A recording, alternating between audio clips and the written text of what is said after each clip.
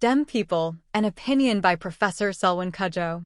After my column, "Raleigh Cannot Fix the Crime Problem," appeared in the Sunday Express a few weeks ago, Kamla Persad-Bissessar and Gillian John, leader and deputy leader of the United National Congress, UNC, respectively, invited me to share my views on the crime situation in Trinidad and Tobago in its anti-crime conversation that it was conducting.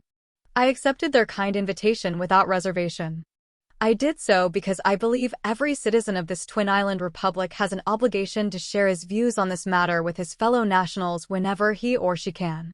As the great-grandson of an enslaved person, I wanted to add my 2 cents to this important national debate that faces the society today.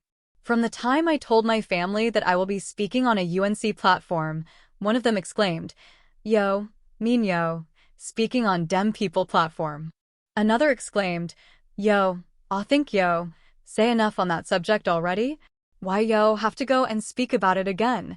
One day after the announcement was made that I would be appearing on the UNC anti-crime conversation, a radio listener remarked, "Academic Selwyn Cudjoe appearing on the UNC crime talk because he have a tabanka because he didn't get what he want from the PNM. That might be true, but shouldn't he wait until he hears what I say before making his judgment?" I do not accept the DEM of the conversation nor the notion that personal gain drives me on these matters. I have always seen UNC members as fellow Trinbagonians, even though I have disagreed with how they think about how social development should proceed in this island. Although I disagreed with DEM, I will always defend their right to express their opinions.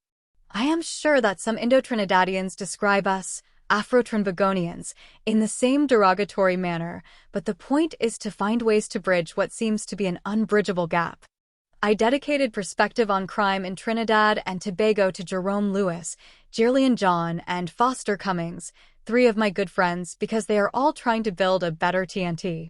When another friend objected to my dedication to these 3 people, 2 members of the UNC and the secretary of the PNM, I had to remind them that I have always tried to be consistent in my political and social commentary. In 2010, after the UNC ascended to government, I put out a short booklet, Indian Time Akam in Trinidad and Tobago, that I launched with the late Sat Maharaj.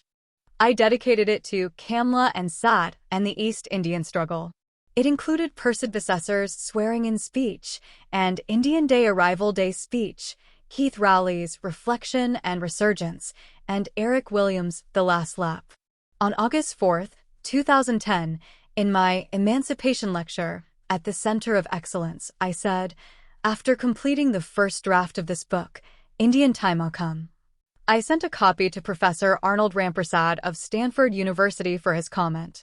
After reading the book, he said, "We must all wish Kamla well and expect her to do the best for all of us as a nation.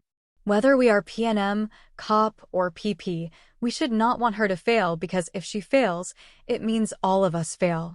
Similarly, we should all wish the UNC well in its anti-crime conversation.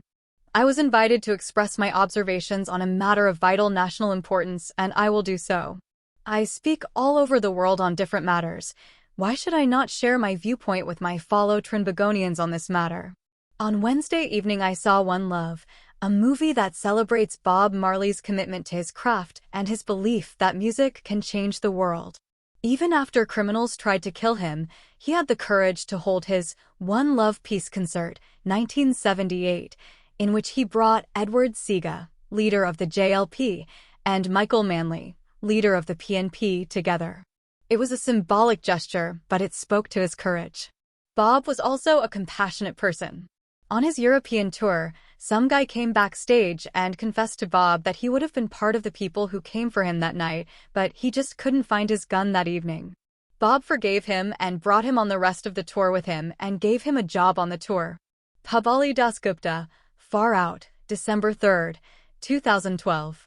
During World War II, a demagogic U.S. Congressman, Joseph McCarthy, was accusing everyone in his House Un-American hearings of having communist leanings and being disloyal to the United States. However, Edward Morrow, a famous reporter, stood up against McCarthy's ruthlessness. He remarked, "We must not confuse dissent with disloyalty. We must remember always that accusation is not proof and that conviction depends upon evidence and due process. We will not walk in fear, one of another.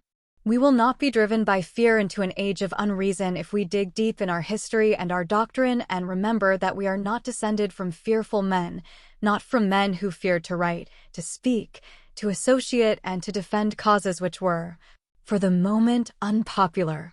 People will always have their doubts.